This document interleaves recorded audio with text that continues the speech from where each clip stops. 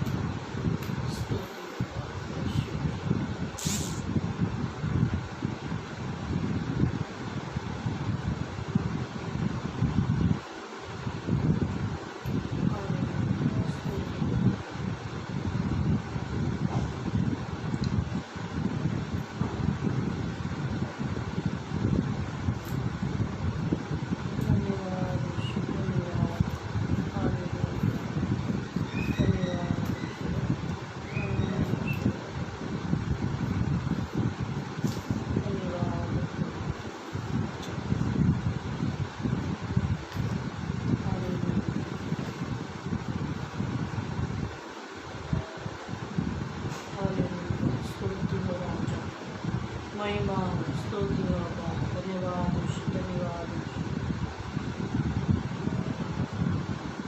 Praise the Lord, hallelujah. परमेश्वर के मधुर मीठे नाम में आपको शालोम। परमेश्वर की दया अनुग्रह के लिए परमेश्वर को धन्यवाद करते हैं, सुंदर से दिन के लिए प्रभु ने जो हमें दिखाया, आराधना के लिए, परमेश्वर की महिमा के लिए। आइए इस वक्त हम अपनी आंखों को बंद करें ताकि हम परमेश्वर की आराधना को हृदय से कर सकें।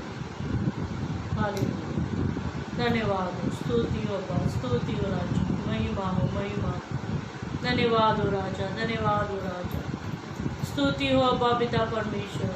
धन्यवाद सर्वशक्तिमान परमेश्वर, आपको धन्यवाद करते प्रभु इस सुंदर दिन के लिए पिता, जो आपने हमें पिता परमेश्वर अब तक संभाले रखा प्रभु, हमारे शरीर प्राण आत्मा को प्रभु जी आपने अब तक मसीह यीशु में सुरक्षित रखा है, उसके लिए धन्यवाद करते यीशु राजा। और इस वक्त प्रभु जी हम आपकी आराधना करना चाहते पिता, आप हमें सिखाइए हम किस प्रकार से आपके नाम को ऊंचा उठाएं और आपको महिमा दे प्रभु। जितने लोग हमारे साथ में जुड़ते हैं प्रभु, आप उन सभी को इस्तेमाल करें। मेरे खुदावन ऐसी दुआ प्रार्थना करते पिता, और आपकी उपस्थिति में होकर हम आपको आराधना कर सके पिता, हम आपकी महिमा कर सके मेरे खुदावन। आपने प्रार्थना को सुना, उसके लिए धन्यवाद। प्रार्थना पवित्र यीशु के नाम से मांगते हैं, आमीन। हालेलुया, स्तुति हो अब्बा पिता परमेश्वर। आइए गीत को गाकर हम परमेश्वर की आराधना करेंगे, परमेश्वर के नाम को ऊंचा उठाएंगे। जो लोग भी हमें देख रहे हैं या आगे हमें देखेंगे सुनेंगे, मैं आप सभी से विनंती करती हूँ, आप इस वीडियो को ज़्यादा से ज़्यादा लोगों में शेयर कीजिए।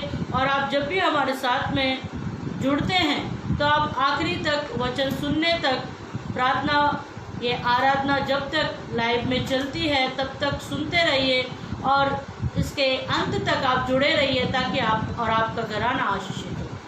हालेलुया। आइए गीत को गाकर हम परमेश्वर की आराधना करें। धन्यवाद, स्तुति और राजा, महिमा और राही तू चलता चल, राहों में बढ़ता चल, यीशु तेरे साथ है, किसी बात की परवाह न कर। आइए इस गीत को गाएं और परमेश्वर की आराधना करें। अपनी हर एक चिंता और फिक्र को परमेश्वर के आगे रख दीजिए, ताकि परमेश्वर उन सारे बोझ को हमारे ऊपर से उतार ले। आइए इस गीत को गाकर हम परमेश्वर की आराधना करें। राही तू चलता चल, राहों में बढ़ता चल, राही तू चलता चल, राहों में बढ़ता चल। फिर एक बार, राही तू चलता चल, राहों में बढ़ता चल।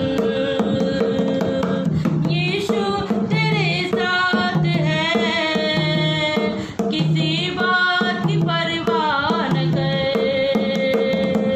यीशु तेरे साथ है, किसी बात की परवाह न कर।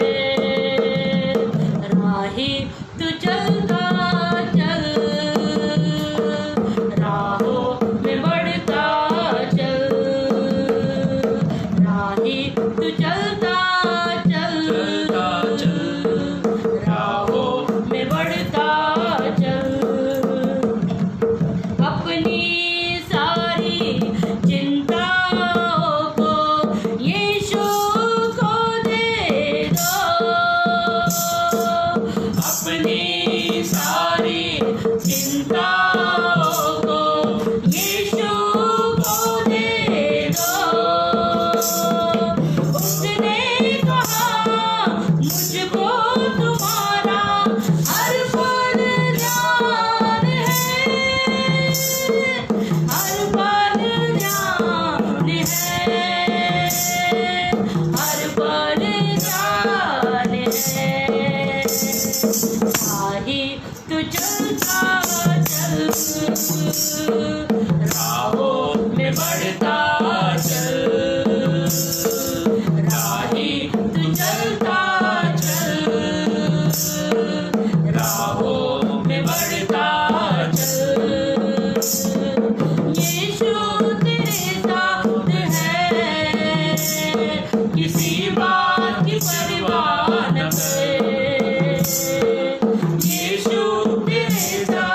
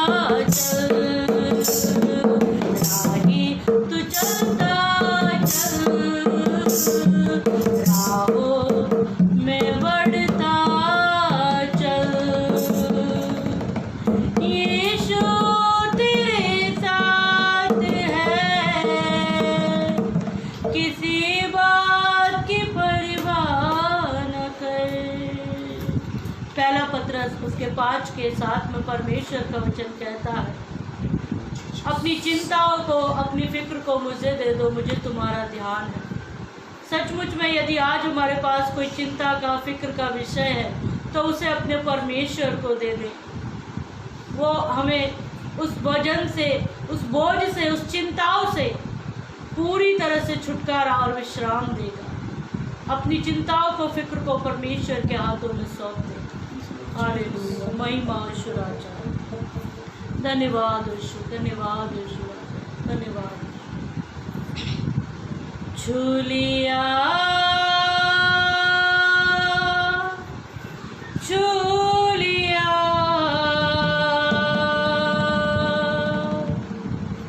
यीशु ने छू लिया,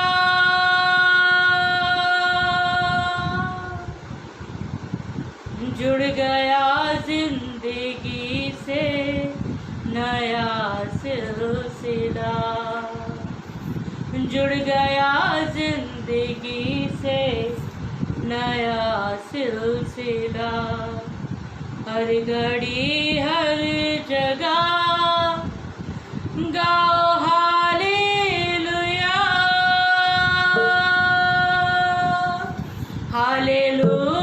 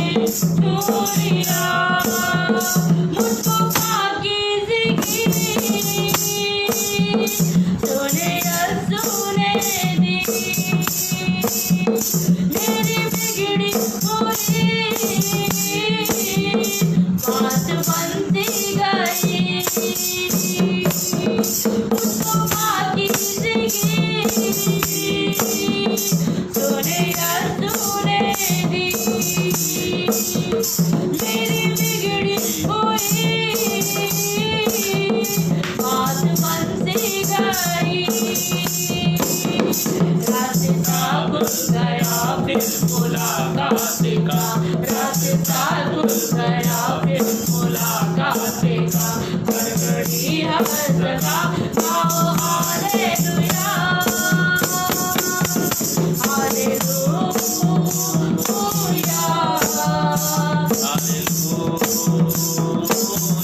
आमीन हालेलुया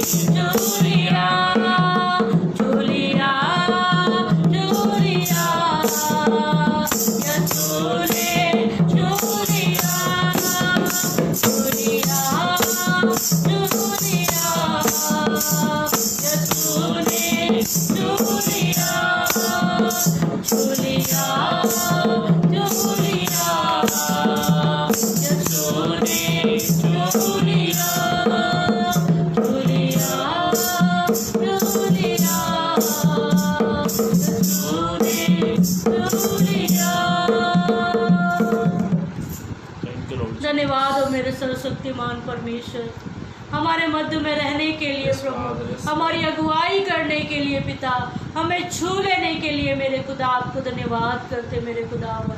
इस वक्त मेरे पिता जितने भाई जितने बहन प्रभु आपकी आराधना कर रहे हैं पिता परमेश्वर, आप उन सब को छू लीजिए मेरे खुदावन, और पिता परमेश्वर आप उन्हें आशीषित कीजिए मेरे खुदावन। हालेलुया, धन्यवाद हो यीशु राजा। हम आपसे विनंती करते हैं मेरे पिता, आपकी उपस्थिति हमारे मध्य में बनी रहे। हालेलुया, धन्यवाद हो, स्तुति हो राजा, स्तुति हो पिता। आइए गीत को और गाकर हम परमेश्वर के नाम को ऊंचा करेंगे। धन्यवाद यीशु, धन्यवाद यीशु, महिमा महिमा। मेरी चिंता करने वाला, मेरा बोझ उठाने वाला, दिल में खुशियाँ भरने वाला तू यीशु।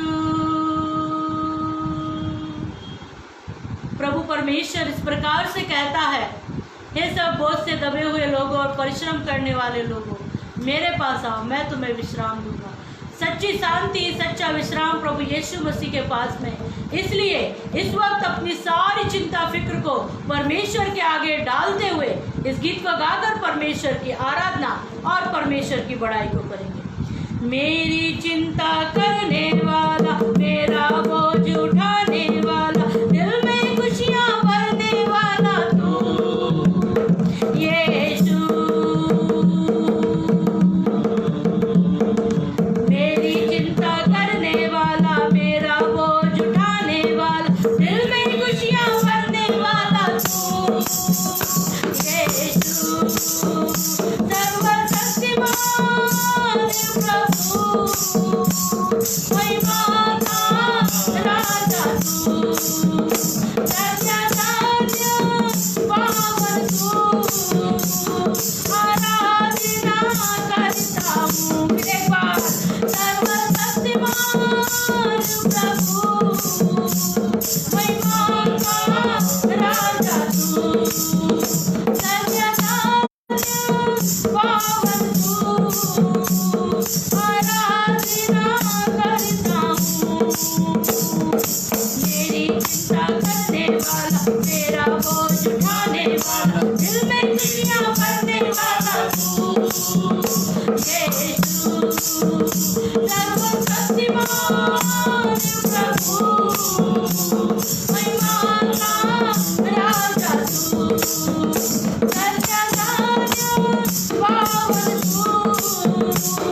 आराधना करता हूँ। तू है चंगा करने वाला, सब कुछ संभव करने वाला, मेरे जीवन का रखवाला तू यीशु। गाएंगे, तू है चंगा करने वाला, सब कुछ संभव करने वाला, मेरे जीवन का रखवाला तू यीशु। सर्वशक्तिमान प्रभु, महिमा का राजा तू, धन्य धन्य पावन तू, आराधना करता हूँ। सर्वशक्तिमान प्रभु, महिमा का राजा तू, धन्य धन्य पावन तू, आराधना करता हूँ। जो तू कहता पूरा करता, हर पल मेरे संग में रहता, अवरोधों को समतल करता तू यीशु। जो तू कहता पूरा करता, हर पल मेरे संग है रहता, अवरोधों को समतल करता तू यीशु। सर्वशक्तिमान प्रभु, महिमा का राजा तू, धन्य धन्य पावन तू, आराधना करता हूँ। सर्वशक्तिमान प्रभु, महिमा का राजा तू, धन्य धन्य पावन तू, आराधना करता हूँ। आराधना करता हूँ, आराधना करता हूँ। आइए इस वक्त हम अपनी आंखों को बंद करेंगे और इस वक्त हम दुआगी होने जा रहे हैं, अपना समर्पण परमेश्वर के आगे करते हुए इस वक्त बैठे, ताकि परमेश्वर का जब कलाम आता है तो वह हमसे बोले और बातचीत को करें। हालेलुया, महिमा यीशु राजा, हालेलुया, स्तुति होगा, धन्यवाद यीशु। भर दे यीशु रूह से तू मुझे, तेरी प्रशंसा करूं मैं पूरे दिल से। अपना समर्पण करते हुए इस गीत को गाएंगे। भर दे यीशु मुझे रूह से, तेरी प्रशंसा करूं मैं पूरे दिल से करूं सजदा तुझे, तेरी है आराधना।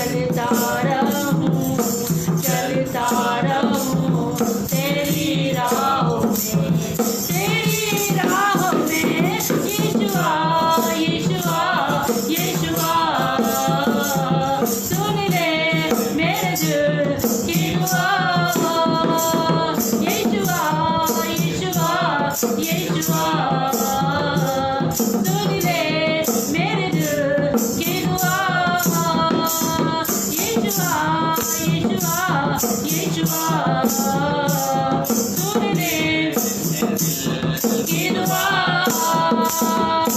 बादल है तू धूप में छाँव का, बादल है तू रात में आग का, बादल है तू धूप में छाँव का, बादल है तू रात में आग का। बहता झरना सूखी भूमि पर, सागर में तू रास्ता। बहता झरना सूखी भूमि पर, सागर में तू रास्ता। यीशुआ यीशुआ यीशुआ सुन ले मेरे दिल की दुआ। यीशुआ यीशुआ यीशुआ सुन ले मेरे दिल की दुआ। यीशुआ यीशुआ यीशुआ। धन्यवाद मेरे सर्वशक्तिमान परमेश्वर। इस वक्त प्रभु इस सुंदर से पिता परमेश्वर आराधना के लिए आपको धन्यवाद करते पिता। जितने भाई बहनों ने प्रभु मुख को खोल कर तेरी आराधना की पिता परमेश्वर, उन सभी को पिता परमेश्वर अपने कब्जे में ले प्रभु जी। और इस वक्त तेरे वचनों से, तेरे कलाम से भी प्रभु तू उनसे बोल और बातचीत को कर मेरे पिता परमेश्वर। यदि पिता उनके जीवन में कोई चिंता है, फिक्र है, परेशानियां हैं प्रभु यीशु मसीह, तो आज के वचन के जरिए मेरे खुदावन तो अपने विश्राम, अपनी शांति से उन्हें भर दे मेरे खुदावन। ऐसी दुआ प्रार्थना करते पिता परमेश्वर। तेरे कलाम को इस वक्त हम सुनने जा रहे हैं मेरे खुदा। हमारे आत्मिक हृदय को खोल प्रभु, आत्मिक कानों को खोल, ताकि तेरा मन्ना पिता परमेश्वर हमारी आत्मा को तृप्त करे पिता परमेश्वर, और उन वचनों के आधार पर हम हमारे जीवन को बनाए प्रभु। आपने प्रार्थना को सुना, उसके लिए धन्यवाद। सारी महिमा आदर आपको देते, छोटी विनती पवित्र यीशु के नाम से मांगते हैं, आमीन।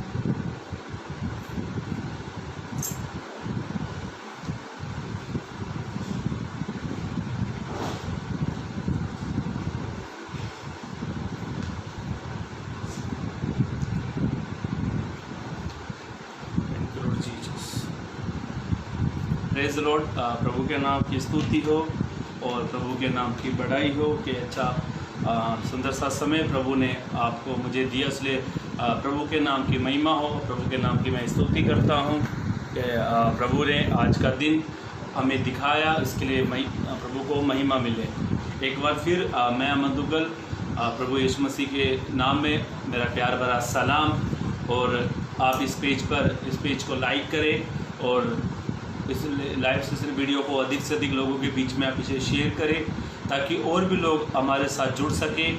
और आपके कोई व्हाट्सएप ग्रुप हो, फेसबुक ग्रुप हो, तो आप इन ग्रुपों में आप इस वीडियो को लाइक करें। यदि आप पहली बार इस पेज पर आए हैं तो आप इस पेज को लाइक करें, जिस पे हम मंगलवार को और शुक्रवार को, गुरुवार को और शनिवार को, हम सप्ताह में 3 दिन हमारे पेज पर रहते हैं।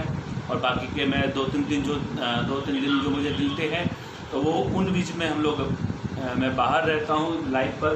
तो आप संडे की शाम को भी, संडे को शाम को आप इस पेज पर जो मैं अपने व्हाट्सएप ग्रुप में उस लिंक को ज़रूर डाल देता हूँ, जहाँ पर आप जुड़ सकते हैं।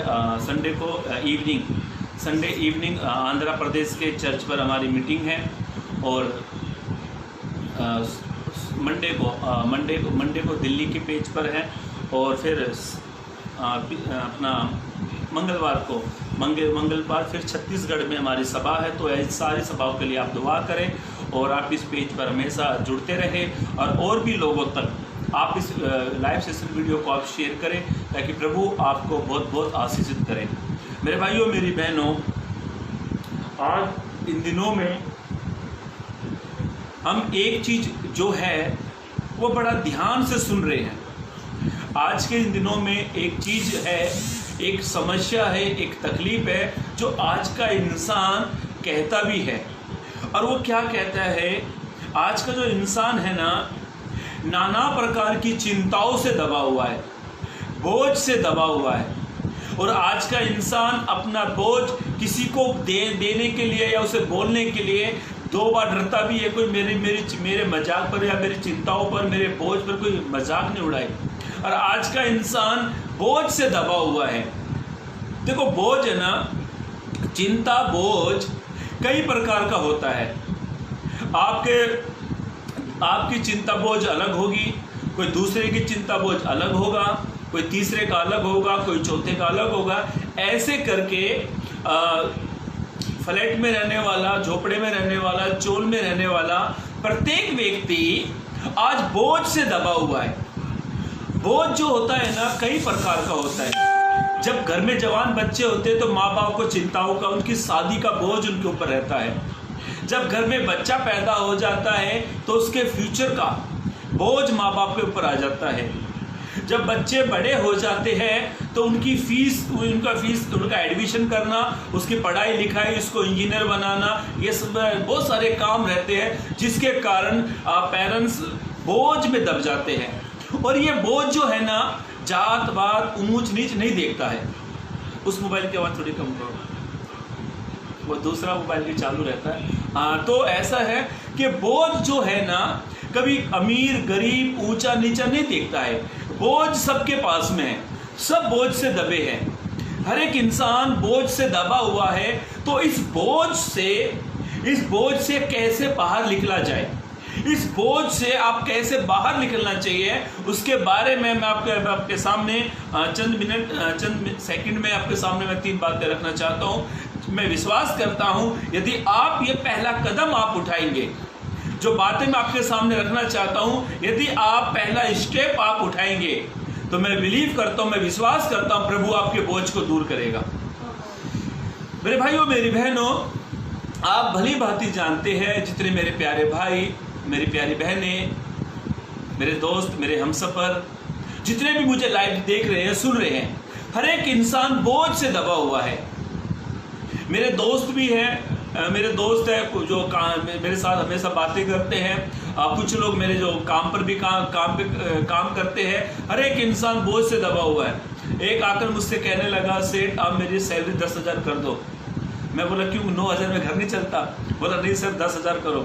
मैंने उसकी 10,000 कर दी। तो मैंने कहा भाई सुबह ये टाइम से ये टाइम की ड्यूटी है, 10,000 तेरी सैलरी है। 10,000 सैलरी बढ़ने के बाद भी क्या कहता मालूम है, अरे सर आपने 10,000 सैलरी कर तो दी, पर मेरा बोझ ही कम होके नहीं दे रहा। तो मैं उससे कहने लगा, भाई तेरा कहने का मतलब ये है क्या मैं तेरे घर का सब बोझ मैं ले लूँ? ठीक है, 1 बार 2 बार 3 बार मैं तेरे घर में राशन भरा दूंगा, इससे बत्ती मैं इतना ही कर सकता हूँ। पर इंसान का जो बोझ है ना, बहुत सारा है। और आज मैं ऐसे कई लोगों को जानता हूँ जो आज बोझ से दबे हुए हैं। ऐसे कई लोगों को मैं जानता हूँ, उनसे मैं मिलता हूँ, जानता हूँ, भली बातें जानता हूँ, जो यीशु में भी है, कलीसिया में भी करते, आराधना करते, प्रार्थना करते, सब कुछ करते हैं, पर बोझ उनके पीछे आज भी है।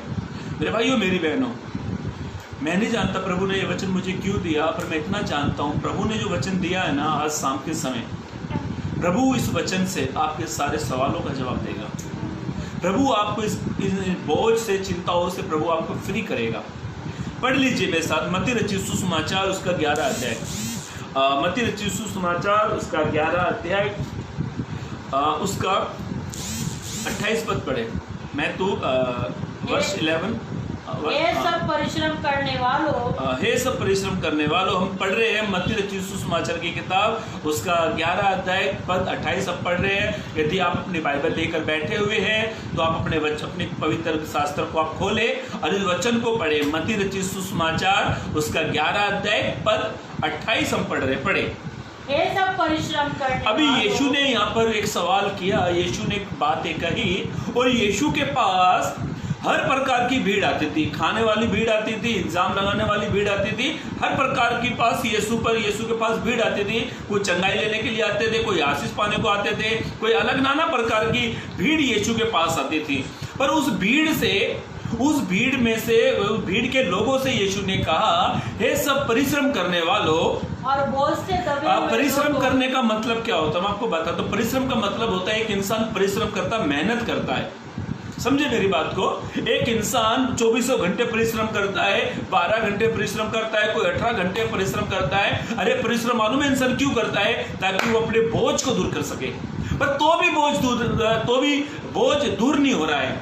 आज इंसान इतनी हार्ड वर्किंग का काम कर रहा है, इतना हार्ड वर्क का वो काम करता है ताकि वो इस बोझ से दूर हो जाए। मेरे भाइयों मेरी बहनों, पैसों से बोझ दूर नहीं होएगा, थोड़े समय के लिए होगा। एक दिन होगा, 2 दिन होगा, 4 दिन होगा, पर बोझ हमेशा हमारे साथ में रहेगा।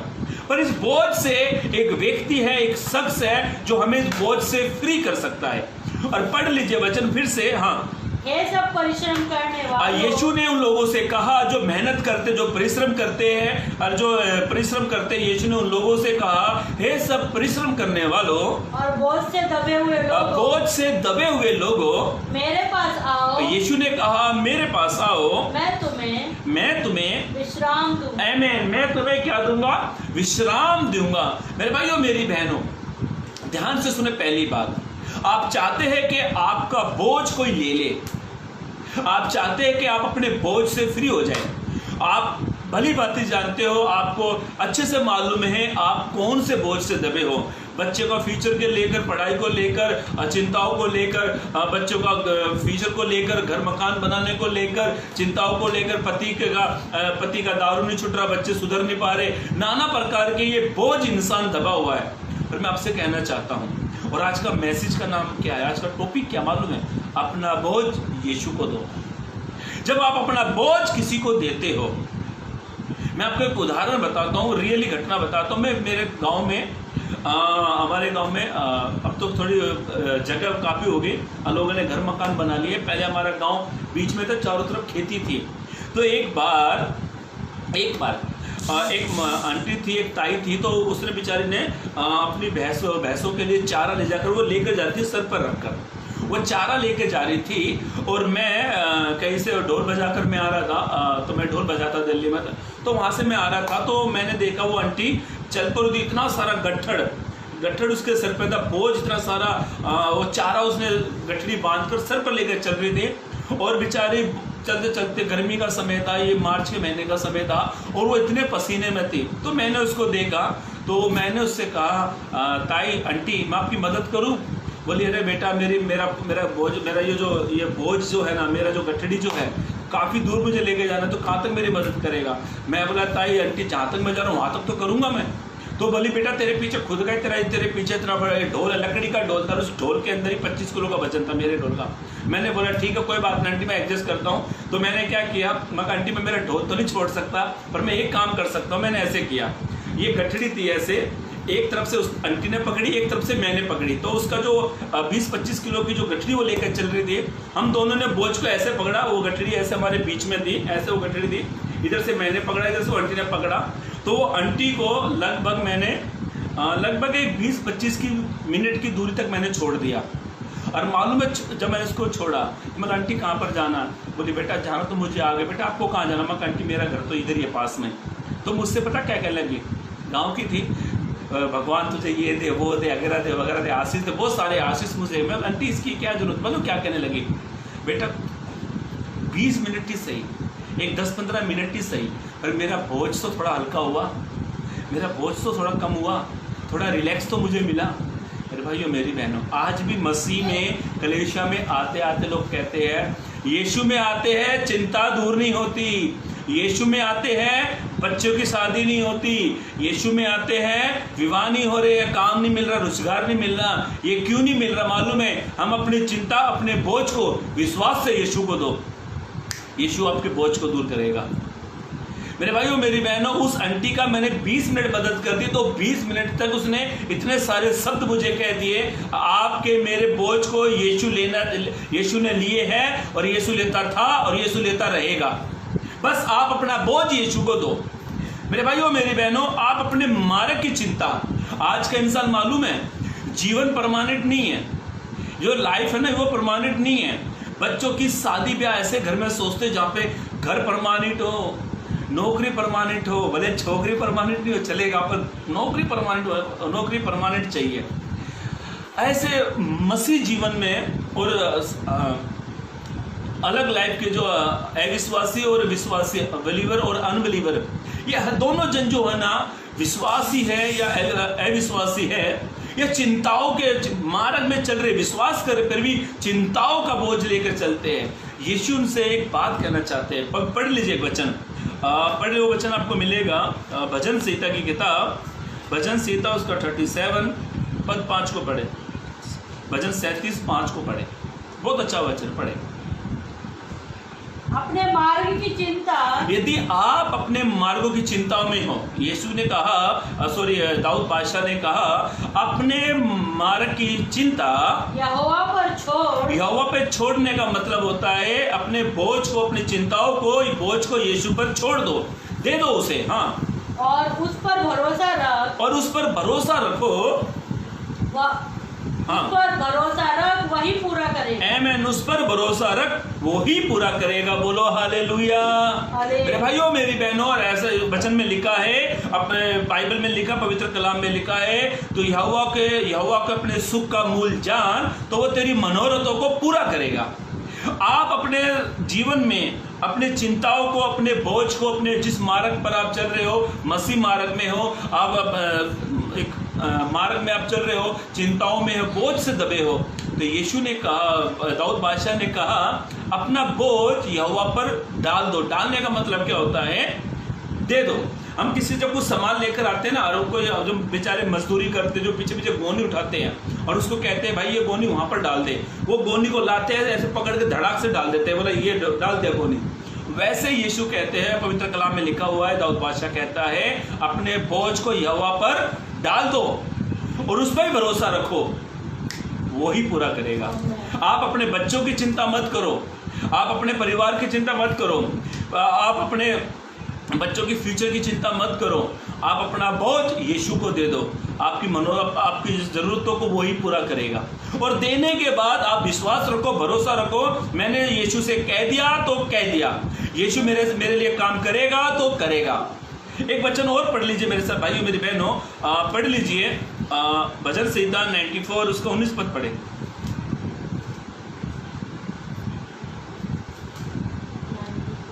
भजन संहिता 94 उसका 19 पद। जब मेरे मन में बहुत सी चिंताएं होती हैं, यदि आपके मन में बहुत सी चिंताएं होती, जब रात सोते ना, ऐसे सपना आया, चिंता आ गई, अरे कल बच्चों की फीस भरना है, अरे बच्चों का शादी का चिंता, और मालूम है ज़्यादा करके मैंने किन लोगों को चिंता अधिक से अधिक चिंता किसको करते देखा? जिसके घर में शादी ब्याह है, हालांकि वो सब अरेंज करता है तो भी नींद नहीं आती है। अरे कल बारात आएगी, कल ये करना, वो करना, ये करना, वो करना, इसको बुलाना, ये स्वागत करना, ये स्वागत करना, ये चिंता, ये बोझ से रहते हैं। और मालूम कितना अच्छा वचन है, भजन 94 उसका 19 पद पढ़े वचन को फिर से। जब मेरे मन में बहुत सी चिंताएं होती हैं, जब आपके मन में, जब आप सोते हो, ख्यालों में रहते हो, सोचते हो, चिंता, जब आपके मन में बहुत सारी चिंताएं आती हैं, तब हे यहोवा तेरी दी हुई शांति से मुझको सुख होता है। आमीन, मुझको सुख होता है। मेरे भाइयों मेरी बहनों, जब आपको चिंता होती है, तकलीफ चिंताएं आती है, चिंताएं आपको सता रही है, तो मेरे भाइयों मेरी बहनों, प्रभु की दी हुई शांति से आपकी सारी चिंता दूर भी होगी। आप केवल यीशु पर विश्वास करें। मेरे पास इतना समय नहीं है कि मैं आपको 2 वचन और पढ़ाऊं। यदि आप फिलिपिस की पत्री को पढ़ोगे, आप 4 के 6 में ऐसा लिखा है, किसी भी बात की चिंता मत करो, परमेश्वर पर विश्वास करो, अपने धन्यवाद उसके सामने करते रहो। ये वचन वहाँ पर लिखा है। पर मैं एक वचन आपसे जरूर पढ़वाना चाहता हूँ, वो मुझे अच्छा लगता, पढ़ लीजिए। भजन 20 उसका 4 पद पढ़े, Psalms 20 verse 4। हाँ, वह तेरे मन की इच्छा, अभी ध्यान से सुनो, आपकी इच्छा है कि मेरे बच्चों का अच्छे घर परिवार में रिश्ते हो। आपकी चिंता है कि मेरा पति दारू शराब ये सब कामों को छोड़ दे। आपकी चिंता है कि आपके बच्चे अच्छे सोसाइटी में अच्छे संस्कार में चले।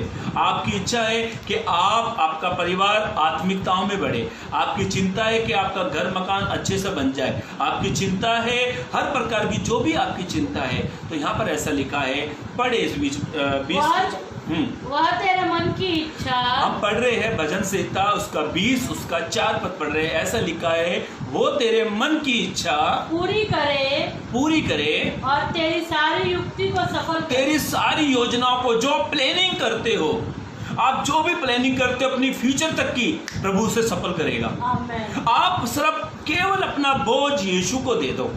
जब आप अपना बोझ यीशु को देते हो तो आपको यीशु हर क्षेत्र में आपको सफल करेगा। पहली बात ध्यान से सुनना भी। दूसरी बात को जाने से पहले पहली बात बताकर मैं आगे बढ़ूंगा, ध्यान सुने।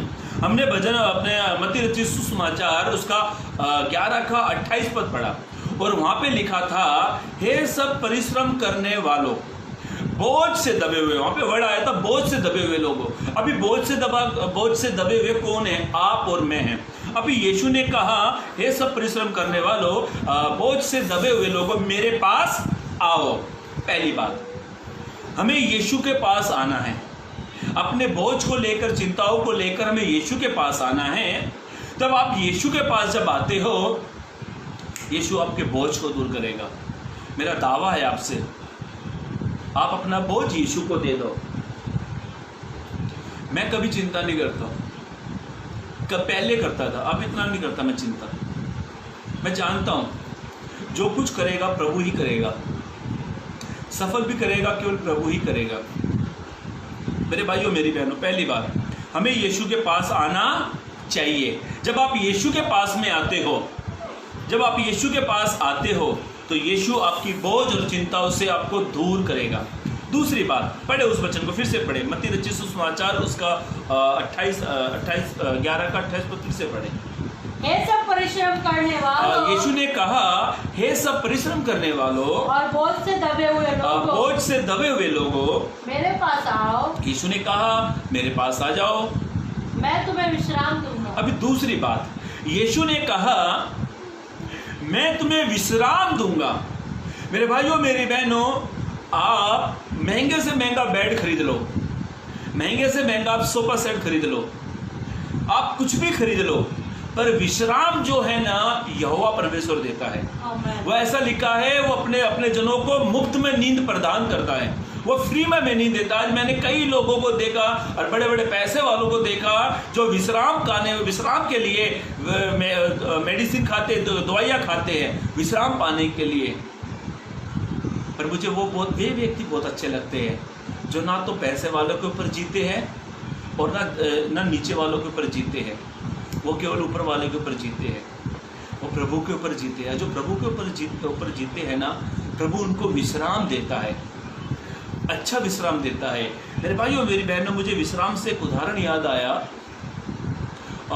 ये घटना हमें दूसरा इतिहास में मिलती है। यस, दूसरा इतिहास में ऐसा लिखा है, दूसरा इतिहास की किताब आप 20 अध्याय निकालते हो तो ऐसा वहाँ पे लिखा है, यहोशापात से 3 राज्य के लोग उससे युद्ध करने के लिए आए। यहोशापात से जब उससे वो युद्ध करने के लिए आए तो ऐसा लिखा है, यहोशापात डर गया और डरने के बाद यहोशापात ने परमेश्वर की खोज करी, उसके बाद उन्हें उपवास करा। ये सब कुछ वहाँ पे घटना लिखी हुई है।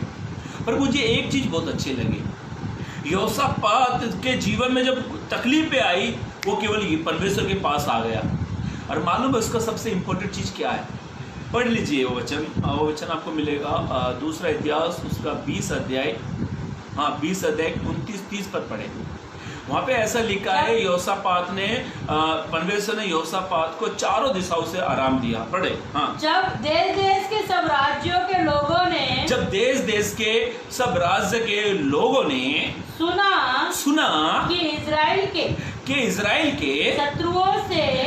के शत्रुओं से यहोवा लड़ा, तब उसके मन में परमेश्वर का डर समा गया। तब उन लोगों के मन में परमेश्वर का डर समा गया। इस प्रकार से यहोशापात से उसके राज्य को चैन मिला क्योंकि उसके परमेश्वर ने, क्योंकि दुनिया ने नहीं, ना दोस्तों ने नहीं, ना मित्रों ने नहीं, किसी और ने नहीं, ऐसा लिखा है उसके ही परमेश्वर ने उसको चारों ओर से विश्राम आमीन, दिया। उसके चारों ओर से विश्राम दिया। मेरे भाइयों मेरी बहनों, विश्राम केवल परमेश्वर के पास में है। यदि आप थके हो, चिंताओं में, बोझ में, डरे हुए, घबराए हुए हो, आप यीशु के पास में आ जाओ। बाइबल में ऐसा लिखा है, परमेश्वर ने यहोशापात को चारों दिशाओं से आराम दिया, आगे से, पीछे से, दाएं से, बाएं से। प्रभु ने उसे सुरक्षित तरीके से उसे विश्राम दिया। आप चाहते हैं परमेश्वर आपको सुरक्षित तरह से विश्राम दे, तो आप प्रभु को साथ में लेकर चलो, प्रभु के साथ में रहे। एक वचन और पढ़ लीजिए, ये वचन आपको मिलेगा, ये मैंने पढ़ा था, पढ़ लीजिए। निर्गमन 33 का 14 पद पढ़े। हाँ, निर्गमन उसका 33 पद 14 को पढ़े। निर्गमन की किताब उसका 33 अध्याय पद। यहोवा ने कहा मैं आप तेरे साथ चलूंगा। आप पैसा, धन, संपत्ति, जान पहचान, मेरे पास ये है वो है, इनसे विश्राम नहीं मिलता है। ऐसा लिखा है, परमेश्वर का वचन कहता है, पवित्र कलाम में इस प्रकार से लिखा है, परमेश्वर ने कहा मैं तेरे साथ चलूंगा। किससे कहा मालूम है? मूसा से कहा। पढ़े वचन को। हाँ, यहोवा ने कहा मैं आप तेरे साथ चलूंगा। यहोवा परमेश्वर ने कहा मूसा से, मैं आप तेरे साथ चलूंगा और तुझे विश्राम दूंगा। आमीन, मैं तुझे विश्राम दूंगा। मेरे भाइयों मेरी बहनों, आप थके हुए हैं, चिंताओं में हैं, दर्द में हैं, पीड़ाओं में हैं, तो आप केवल यीशु के पास आ जाए। जब आप यीशु के पास में आते हो, विश्राम यीशु देता है, वो हमें आराम देता है। मेरे भाइयों मेरी बहनों, डरो मत, घबराओ मत। ये लॉकडाउन में आज मैंने ना कई लोगों को, विशेष करके विश्वासियों को डरते देखा है, बोझ देते हुए देखा है। कईयों ने तो मिनिस्ट्री बंद कर दी, कईयों ने चर्च बंद कर दिए। जो इंसानों के सहारे जीते हैं ना, वो कभी भी डूब जाएंगे, और जो प्रभु के सहारे जीता ना, वो कभी नहीं डूबता है। आप प्रभु के सहारे चलो, प्रभु आपको विश्राम भी देगा, प्रभु आपके बोझ को भी दूर करेगा। मेरे भाइयों मेरी बहनों, ऐसा लिखा है, परमेश्वर ने कहा मैं तेरे साथ साथ चलूँगा और मैं तुझे विश्राम दूंगा। मेरे भाइयों मेरी बहनों, हम किसके साथ चल रहे हैं? आप केवल यीशु के पास आ जाओ। ऐसा लिखा है, यहोशापात ने परमेश्वर की खोज कर दी। और ऐसा लिखा है, मत्ती रचित सुसमाचार उसका 11 के 28 पद हमने पढ़ा, हे सब परिश्रम करने वालों, बोझ से दबे हुए लोगों, मेरे पास आ जाओ, मैं तुम्हें विश्राम दूंगा। विश्राम केवल यीशु के पास में है। आप उसके पास में आ जाओ, वो आपको फ्री में विश्राम देगा और आपको फ्री में आपको रिलैक्स करेगा, विश्राम देगा। केवल यीशु के पास आपको आना है। आप चिंताओं में, घबराए, डरे हुए, नाना प्रकार की समस्याओं से आप गुजर रहे हो, तो आप यीशु के पास में आ जाओ, यीशु के पास में आ जाओ। जब आप उसके पास में आते हो, आपका बोझ आपका नहीं होता, आपकी समस्या आपकी नहीं होती है, वो सब कुछ यीशु की हो जाती है।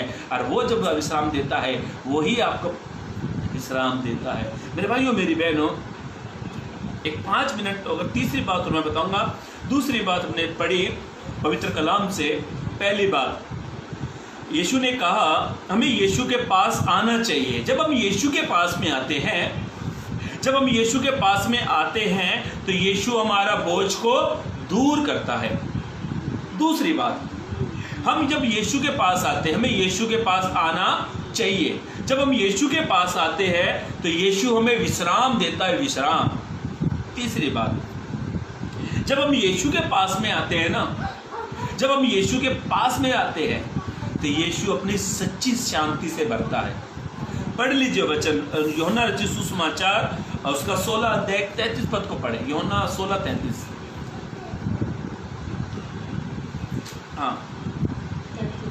हाँ, यूहन्ना 33:16 को पढ़े। मैंने ये बातें, यीशु ने कहा मैंने ये बातें तुमसे इसलिए कही, यीशु ने कहा मैंने ये बातें तुमसे इसीलिए कही हैं कि तुम्हें मुझ में शांति मिले। आमीन। यीशु ने कहा कि तुम्हें मुझ में क्या मिले? शांति मिले। अरे भाइयों मेरी बहनों, आज शांति चाहिए सब लोगों को। शांति, शांति, वो काम वाली शांति नहीं। क्या बोला हमारी काम वाली शांति चाहिए, वो शांति नहीं। आज इंसान शांति की तलाश में है। शांति पाने के लिए इंसान क्या कुछ नहीं कर रहा है। सुख पाने के लिए, शांति पाने के लिए, आराम पाने के लिए, सुख सुविधा पाने के लिए, सुकून पाने के लिए इंसान क्या कुछ नहीं कर रहा है। जहाँ बोलो वहाँ यात्रा कर रहा है, सब कुछ कर रहा है। शांति, सुकून, विश्राम, चिंताओं, ये सब इनसे फ्री होने के लिए इंसान, सुकून पाने के लिए, शांति पाने के लिए इंसान क्या कुछ नहीं कर रहा है। तो मेरे भाइयों, मेरी बहनों, यीशु ने कहा मैं तुम्हें अपनी शांति देता हूँ। ऐसा लिखा है यीशु शांति का राजकुमार है, वो शांति का राजकुमार है। राजकुमार के पास कुछ कमी घटी होती है क्या?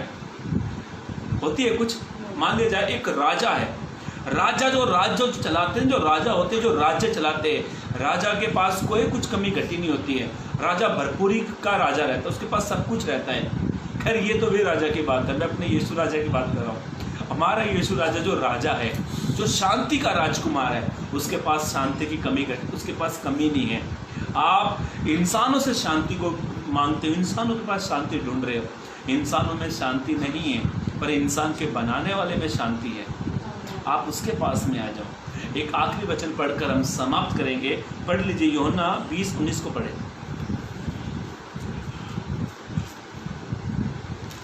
यूहन्ना 20:19 पर। उसी दिन जो सप्ताह का पहला दिन था, ऐसा लिखा है। ये घटना आप जानते हैं क्या? मालूम है कौन सी घटना है ये?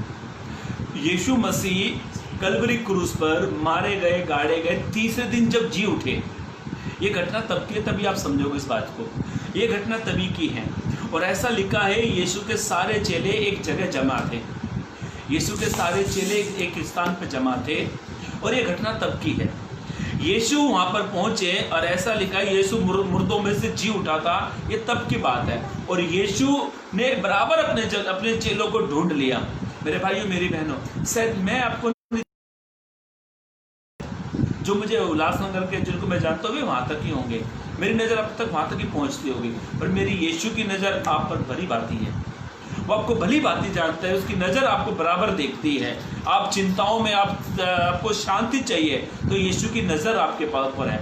और ऐसा लिखा है यीशु आए, हाँ, उसी दिन जो सप्ताह का पहला दिन था, जो सप्ताह का पहला दिन था, संध्या के समय मतलब शाम के समय, जब वहाँ के द्वार जहाँ चेले थे यहूदियों के डर के मारे, मुझे ऐसे इसलिए आ रही, मेरी बात ने बोला ना चेले, मुझे लगा अच्छा नाम बोल रही है, तो पढ़े वापस, दोबारा से पढ़े। उसी दिन जो सप्ताह का पहला दिन था, पढ़े। संध्या के समय जब वहाँ के, संध्या का मतलब होता है शाम के समय, इवनिंग का समय था। हाँ, पढ़े। संध्या के समय जब वहाँ के द्वार, ऐसा लिखा है शाम के समय जब वहाँ के द्वार, जहाँ चेले थे, जिस स्थान पर, जिस घर में चेले थे, यहूदियों के डर के मारे, ऐसा लिखा है यहूदियों के डर के मारे, मालूम क्यों थे? बंद थे, क्योंकि यीशु को उन्होंने कलवरी क्रूस पे टांग दिया था और उनके लिए यीशु मर चुका था। क्योंकि सोचे कि मर गए वो, तो उनका गुरु जो था, उनके गुरु का सर पे से हाथ चला गया, पर चेले डरे हुए थे, घबराए हुए थे। तब यीशु आया, ऐसा लिखा है पवित्र कलाम में, बहुत अच्छी बात है ये। ऐसा लिखा है तब यीशु वहाँ पर आए और उनके बीच में खड़ा होकर, अरे बाबा, उनके बीच में खड़ा होकर उनसे कहा तुम्हें शांति मिले। बोलो हालेलुया। मेरे भाइयों, मेरी बहनों, मेरा यीशु आपके घर में, आपके बीच में खड़े होकर आपको शांति देगा। वो आपके घर में आएगा, जहाँ पर आप जॉब करते हो, काम करते हो, यीशु वहाँ पर भी आपको शांति देगा। आपके घर में यीशु आपको शांति देगा, आपकी मिनिस्ट्री में प्रभु आपको शांति देगा। बस आप यीशु के पास आ जाओ। जब आप यीशु के पास में आते हो, वो आपके पास में आता है, तो वो आपको शांति देता है। ऐसा लिखा है, मुझे पुराने नियम में वचन है, शायद मलाकी या मलाकी में ही है, तुम एक कदम उसकी ओर बढ़ाओ तो वो 2 कदम आपकी ओर बढ़ाता है। आप केवल यीशु के पास आ जाओ। ऐसा लिखा है यीशु उनके बीच में खड़े होकर उनको शांति दे रहा है। आप लोगों से शांति ढूंढ रहे हो, आप मनुष्य के पास जा रहे हो, आप अधिकारियों के पास जा रहे हो। मेरे भाइयों, मेरी बहनों, ये किसी के पास शांति नहीं है। शांति है तो केवल यीशु के पास में है। आप शांति चाहते हैं तो यीशु के पास आ जाओ। आप सुख सुविधा चाहते हो, यीशु के पास में आ जाओ, क्योंकि वो शांति का राजकुमार है। प्रभु इस वचनों के जरिए आपको आशीष दे, चलने के लिए मदद और सहायता करे। आइए अपनी आंखों को बंद करेंगे, प्रार्थना करेंगे। मेरे जीवित महान परमेश्वर पिता, एक बार फिर तेरे महान अनुग्रह के सिंहासन के करीब प्रभु आपने हमें लेकर आए प्रभु, उसके लिए धन्यवाद।